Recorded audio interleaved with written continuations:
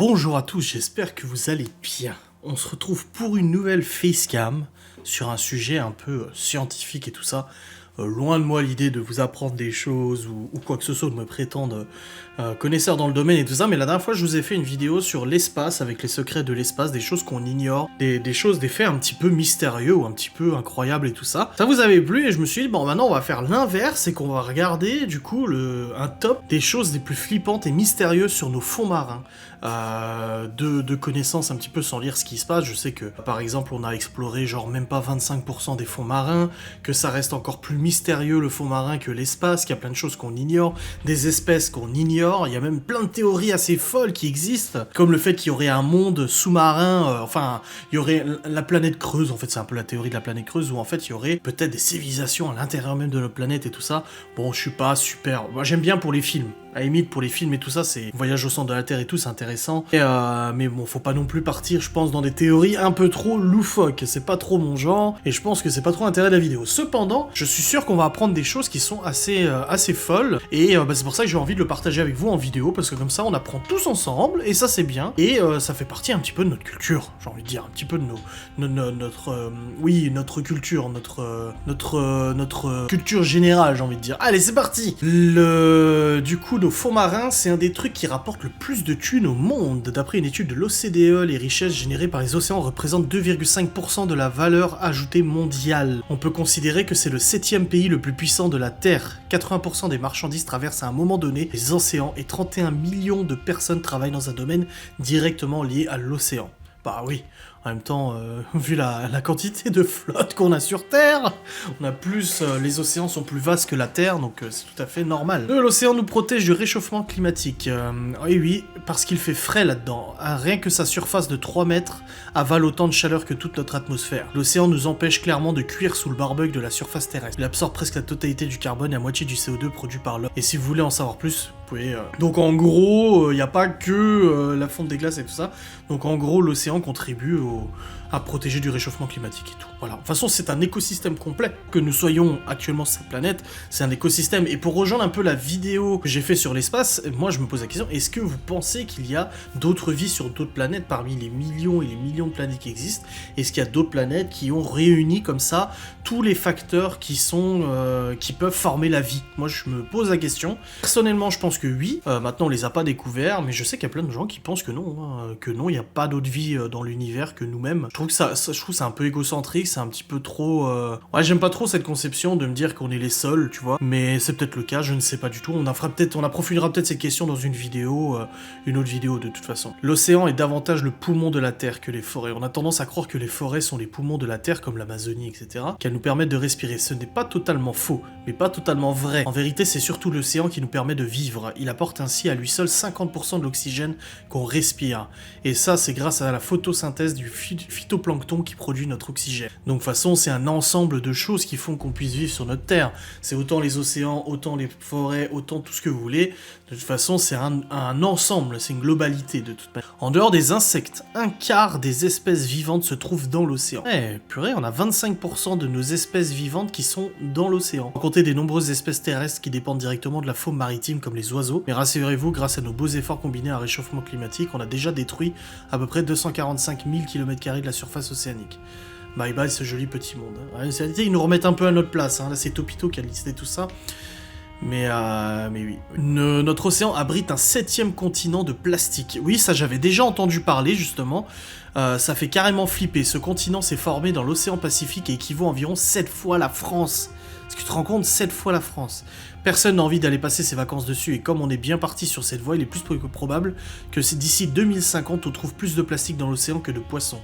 Je ne sais pas si vous avez déjà bouffé un plastic and chips, mais c'est franchement dégueulasse. Pire dans tout ça, c'est que la majorité du plastique perdu dans les océans ne se trouve pas sur ce continent de la mort, mais dans le reste de l'eau, et ça on ne peut pas le repêcher.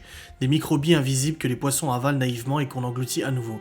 Un beau cycle de la vie, mais c'est pas comme si on n'était pas au courant des ravages que fait le plastique dans le monde. Oui, et d'ailleurs, il y a plusieurs projets comme ça de nettoyage des océans qui avait été mis en place. Et moi, quand j'étais encore en Suisse, j'avais bossé justement avec un client qui était assureur, et lui-même était en contact avec une fondation, je crois créée par le prince Albert de Monaco, qui voulait mettre en place en fait une espèce de bâtiment naval qui permettait en fait de nettoyer les océans. Donc je sais pas si c'est encore d'actualité ou pas.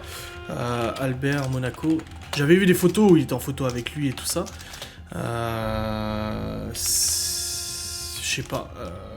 Nettoyage océan, peut-être, si je tape ça, je ne sais pas. Albert de Monaco et ses enfants ramassent les déchets dans l'océan. Bah oui, ça rejoint, mais je sais qu'il avait voulu créer justement un établissement naval pour pouvoir permettre de nettoyer du coup les océans et tout ça. C'est ce que j'avais entendu des contacts que j'avais eu à Genève. L'analyse des sols océaniques japonais a montré qu'il y avait des traces de vie 2 km sous le sol. On pense naturellement que sous les océans, il y a de la terre, donc en gros un méga bloc de roche qui sert à rien. Sauf qu'on y a trouvé des microbes. S'il est possible que ces microbes soient des descendants des microbes présents sur Terre il y a plus de 20 millions d'années, leur étude peut toutefois nous apprendre plus sur ce à quoi ressemblait la vie sur Terre. De toute façon, je veux dire, même dans le fond, dans les abysses, il y a encore des espèces qu'on ne connaît pas de toute façon. D'ailleurs, on estime que 95% des sols océaniques n'ont jamais été explorés ni vus par l'homme. C'est énorme, tu te rends compte? En gros, on connaît mieux la surface des planètes de notre galaxie que celle de nos océans. C'est ce qui veut dire qu'il y a autant, voire plus de mystères dans le fond de nos océans que sur Jupiter. Peut-être qu'il y a un mégalodon, peut-être qu'il y a un monstre du Loch Ness et tout ça. Ah, ça fait flipper, c'est clair. Moi, je sais que pour être allé plusieurs fois dans la mer ou l'océan, quand j'ai pied, ça va, tu vois, j'aime bien jouer avec les vagues et tout ça. Par contre, plonger d'un bateau dans la mer ou dans l'océan, ça me fait flipper de ouf.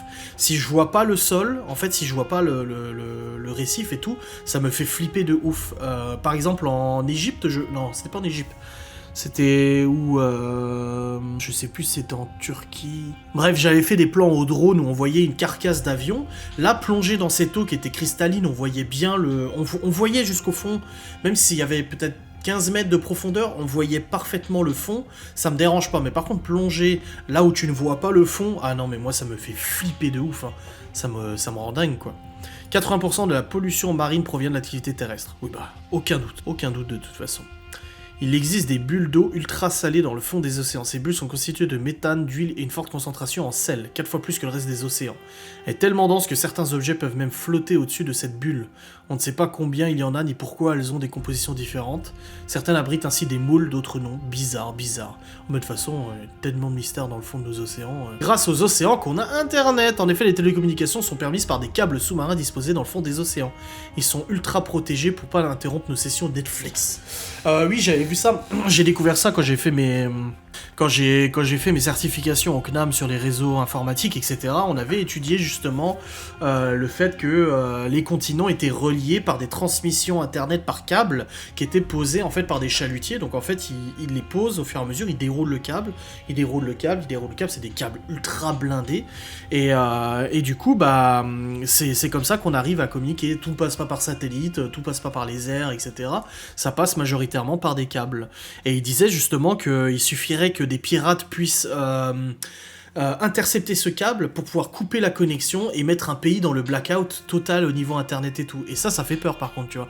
Donc c'est ultra protégé aussi. Il existe une baleine dont le chant est sur une fréquence unique de 52 Hz. Même si son chant est proche de celui de la baleine bleue, la fréquence sonore est plus élevée. Ce qui est enfin un des sons les plus mystérieux de la planète. Un peu la tristesse ultime parce que cette pauvre baleine est globalement condamnée à rester toute seule parce que personne la comprend et inversement. On ne sait pas à ce jour s'il s'agit d'une légende ou véritable espèce car elle n'a jamais été aperçue par aucun marin. Seul son chant trahit sa présence. Toutefois, les hypothèses actuelles penchent plutôt du côté d'une espèce hybride de baleine pas encore répertoriée. Bah oui. De toute façon, quand on sait qu'on connaît pas toutes ces espèces, je suis sûr on pourra avoir des grosses surprises en allant dans le fond des océans.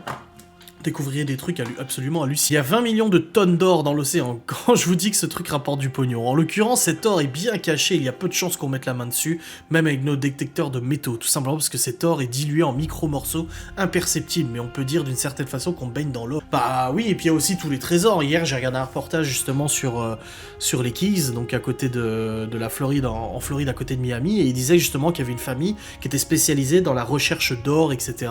Et il y a plusieurs dizaines d'années, la famille avait découvert justement un trésor de plusieurs milliards de dollars, ou milliards je crois justement. Non, c'est l'équivalent correspond à plusieurs milliards, mais plusieurs millions, ils avaient trouvé des trésors en fait de bateaux espagnols échoués et tout ça, ils avaient réussi à retrouver des trésors. C'est ouf. L'océan se prend 8 millions de tonnes de déchets chaque année dans la tronche. Oh. Tu te rends compte, 8 millions de tonnes dans l'océan. Les éruptions volcaniques se produisent dans l'océan. 80% pour être précis. On estime ainsi à l'heure actuelle environ 1 million le nombre de volcans sous-marins actifs et éteints confondus. Autant dire que les espèces qui vivent dans ces zones alternent entre courants glacial et brûlants ont de quoi susciter l'intérêt. Oui, ça j'avais déjà entendu. On a recensé dans l'océan un son toujours inexpliqué à ce jour, on l'appelle le upsweep. Et impossible de savoir d'où ça vient étant donné qu'il est identique à chaque occurrence. Cela exclut la possibilité d'un chant de baleine. Une des hypothèses stipule que cela pourrait être dû à la rencontre de l'eau avec une grande surface de lave, mais ça reste à prouver. En tout cas, je vous invite à écouter ce son méga flippant et à soumettre vos meilleures théories du complot. Ah, ça fait flipper, hein.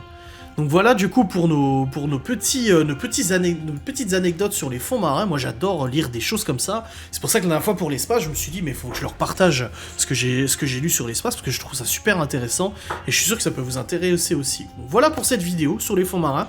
Si ce genre de sujet vous intéresse, je peux en faire sur plein d'autres trucs différents. Peut-être une fois par semaine, une vidéo un peu culture générale où on va un peu augmenter notre culture générale comme ça par des anecdotes et des choses qu'on lit sur internet. Vous, ça vous évite d'aller lire sur internet parce que je vous le raconte, et puis moi ça me permet de partager avec vous ce que j'ai pu apprendre, et puis en même temps vous donner mon avis, voilà. Donc je vous remercie d'avoir regardé cette vidéo, n'hésitez pas à me dire en commentaire si ça vous a plu, si on continue comme ça, et je vous dis à très vite pour un nouveau contenu. Salut.